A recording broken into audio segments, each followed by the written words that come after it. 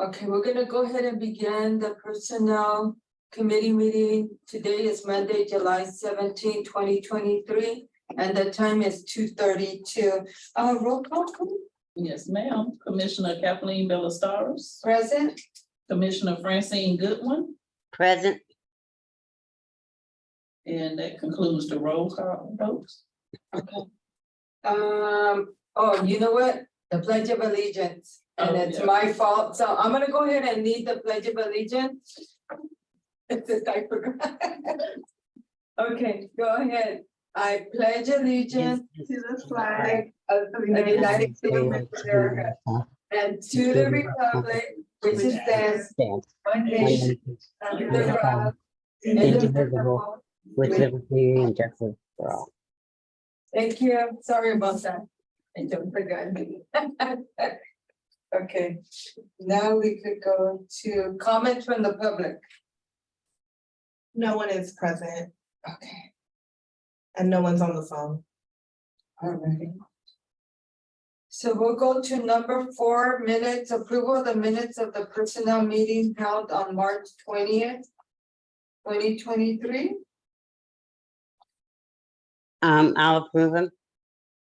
Okay, now I'll second the motion. Roll call, please. Commissioner Kathleen Bellastars. Yes. Commissioner Francine Goodwin, Yes. okay, that concludes the roll call vote. Okay, so now we will go to information 5A, HR report. Hello. So, not a lot has going on. We are continuing to look for the director of housing programs. We did have a kind of a strong candidate that we kind of interviewed, Salika and I did, but they wanted more than what we were budgeted for. So, and then they were also located in Las Vegas, so they wanted relocation expenses and another stipend for housing costs as well. And the remote work schedule. And the remote work schedule. So, I mean, all in all, the background was kind of, really good. She was kind of background in McKay, but unfortunately, we couldn't just honor the pay scale that she was asking for, the demands that she wanted. As far as like the terminated employees, we did have 3 of them. Majority of all 3 of them are temps, as we're trying to shrink and kind of increase our permanent positions. We want to kind of make sure that we also get rid of our temp positions as well, because they're an extra cost. We did do a promotion to Daniel Arena. He's now our HR admin assistant. He was a temp originally, but now he is their permanent HR admin now. On the bottom of the HR report, the first page, I did include the youth participants. They're doing really well. They're really helping out with the departments that they are actually assigned to. No complaints. Workforce development has also been collaborating with me as far as like their performance, clocking in and out. So they're learning kind of how to be clocking in and out as an adult, right? When they get to the workforce. So big kudos to them. Yes. I did want to do something different with this report. I'll give you kind of a snapshot as far as kind of where we're at for each department. So in each department, you'll see the number of employees listed, which is in the top graph of it. And it kind of goes down as every department kind of trickles down in there. So as you can tell, the section A has kind of the biggest staff. And then it goes into maintenance and then property management and then finance and then so on. And then towards the bottom is kind of the average tenure of those who have been employed within the HACM. As you can tell, 10 years is kind of the average tenure that everyone has been employed. So kind of something that, I wanted the board to also know where we stand at from a staff perspective, but also where we're at as far as, kind of the retention within the agency. Great. Workplace safety issues, no new claims have came forward yet. We're still working diligently with the claims adjuster. Same thing with the employee relations. We do have some claims that are still open, working closely with the attorneys on that.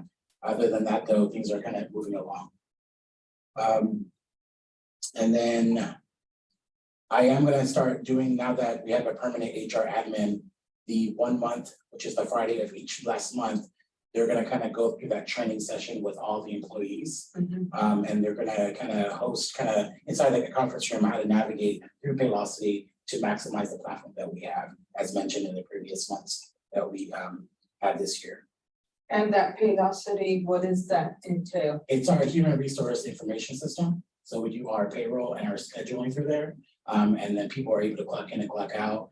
We're trying to kind of integrate all the things that we have, which is like the benefits, 401k, all that, to just one-stop shop. So that way it's easier for each employee to kind of navigate through, but also get all the information in one spot. That's great. Yeah, and it's almost like Yardi, right? Want to kind of convert all the personnel paperwork and electronically, so that way everything's accessible. Right. And that kind of sums up the HR report, unless there's questions from the commissioners. Commissioner Goodwin, do you have any questions for James? No, All right. Thank you, James, for that report. So now we will go to 5B, housing program. Okay. HCD updates. We have received $26,071,669 in help since January. And we paid out $28,415,106. So right now, we've paid out more help than we've received, but HUD does accommodate us for that. According to their schedule, we'll get more money in the upcoming months, but we're doing pretty good spending money. We still need to spend some more, but Yeah. we're doing pretty good. Currently, we have 150 voucher holders out searching for housing. We have been doing inspections by the HPS, and they did 73 inspections in June, along with their caseload, so they've been doing very well in that. And we finalizing the training on the remote inspections. We got the audit coming up on August the 8th for the VMS report. The HUD representatives will be here from the San Francisco office. BDO been helping us with the VMS, so they'll also be part of the audit. We do look to have some findings, but hopefully some they can give us technical assistance on, so we can get a good foundation moving forward, how to keep the report on track. We had the Yardi training. It was very successful. It really went down to the foundation of how to use it for the Section 8 program. They've been doing that. We're gonna kind of track how they do that for the next 2 or 3 months. If everything goes well, then we'll be ready to try to move to Rent Cafe. We got a landlord symposium that's scheduled for August the 14th. So we'll have that here at Helcom. It's gonna be a hybrid meeting. So that way people who can't attend in person can still attend on Zoom. We've had a lot of people asking about it, seem like they really want to come. The agenda will be going out soon, but the flyers are already out. And hopefully this will help with us housing individuals, because the landlords will get a better understanding how the Section 8 program works and what program have incentives and what program does not have incentives. We just opened up 2 waiting lists today. Magnolia Gardens, which is an elderly property, and Daiichi, which is an elderly and disabled property. They have PVV units, so we control a certain portion of their waiting list. We opened it up today. It'll be open for the next 2 weeks.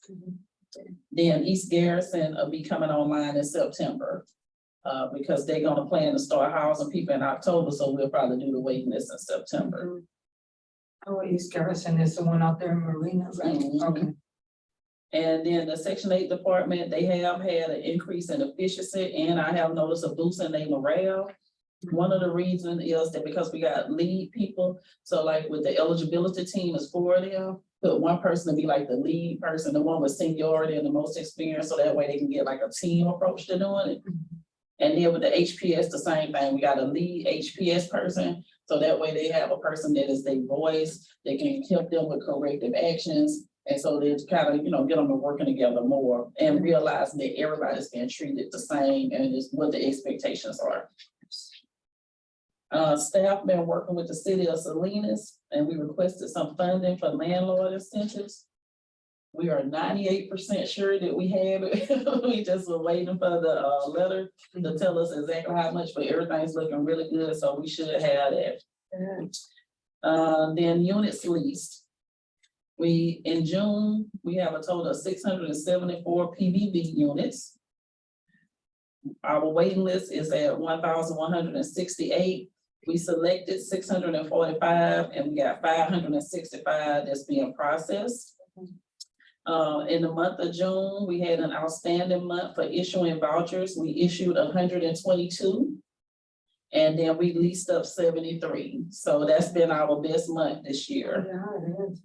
The EHBs, we need to be at 100% utilization by September 30th, because we'll lose one voucher if we not. If we don't make it, it's okay, because we still got the December 31st deadline. But if we can get all of them did by September 30th, we won't lose any vouchers, because we did have one family that had to be terminated. And the rule is if the voucher was terminated, and if it haven't been used by that date, you have to lose it, you can't keep it. So that's why we got one potential voucher that we might lose. We had 20 referrals for Pajaro. Unfortunately, only 2 of the families showed up, but they did receive vouchers. They were prorated. I talked to the COC about that to see if they can get the other 18 to come in. We had 9 referrals for San Benito County, and one thing that's exciting about that, the MOU that we have with the COC, we're supposed to do 29 vouchers for San Benito County. However, when we do them for San Benito County, it crosses up with Santa Cruz Housing Authority. So even though we was housing them, we kept losing credit for them because it just kept going right back to 0. We house 5, they go over there, Santa Cruz get them, then we back at 0. So it worked out a deal with the COC, they revised the MOU. So now all of those vouchers are come back to Monterey. We won't have to worry about resetting them or losing them. So that's good for the community around here. Yeah. Because right now, 25 of the vouchers have come back to Monterey. We still have 4 for San Benito County, but those 25 vouchers are coming in good for this community. We having more briefings. And so we're trying to brief 100 people a week. And so that's going fairly well. I don't have the numbers yet, but I know they did about 50 something.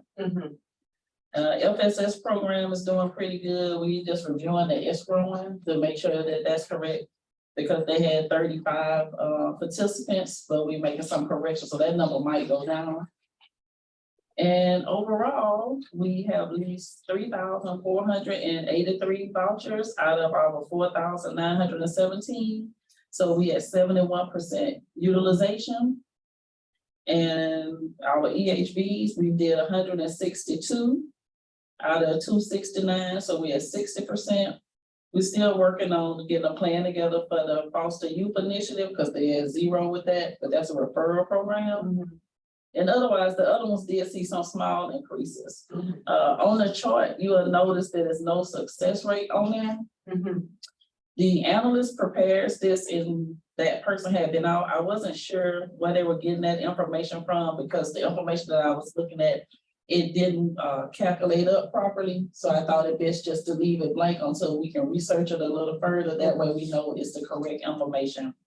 But overall, right now, we're at a 56% success rate for all programs. We were like 52, 53. But with everything that we have going on, I think that we'll be very successful before the end of the year. And I did have a monthly call with the HUD representative, and they said they're very pleased with the program. They see all the things that we're doing, and so they feel confident that if we keep going in this direction, we can get off of their list, and we won't have to have the monthly calls anymore. And so that's the report. Do we have anybody have any questions? Commissioner Goodwin, do you have any questions? No, I'm good. I really appreciate all the information. I was looking at all of this and reading, and then also I was reading about the symposium that's gonna come up with the landlords. And I know that sometimes, it's hard to get landlords to wanna come onto the, to work with the agencies. So that's good. They've been showing an interest. So that's it for us, I guess. So we'll go ahead and go to commissioner comments. Number 6. Go ahead, Commissioner Goodwin. Do you have any comments? no, I wanted to thank Talika and her staff for coming out to Casanova Plaza. It was a pleasure meeting you last week, and I hope you were able to absorb some positive information on that visit. Thank you for all your hard work with your reports, because I know that it's very time consuming and it takes a lot of hours to compile all that information, but thank you for all you're doing. Well, thank you. And it was very nice to meet you in person as well. Thank you. And then for my comments, it was good, to see that, at least two of our waiting lists were open. So that way, if there's any, any, I believe probably people are coming, because I seen a few when I was in the parking lot.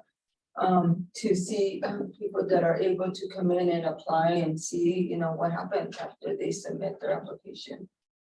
And, I look forward to our meeting at the end of the month, and thank you to you and all your staff.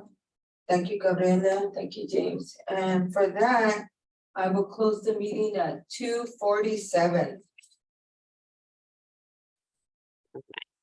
Bye, Francine. Bye, you guys. See you next week. Okay, Bye-bye. next week.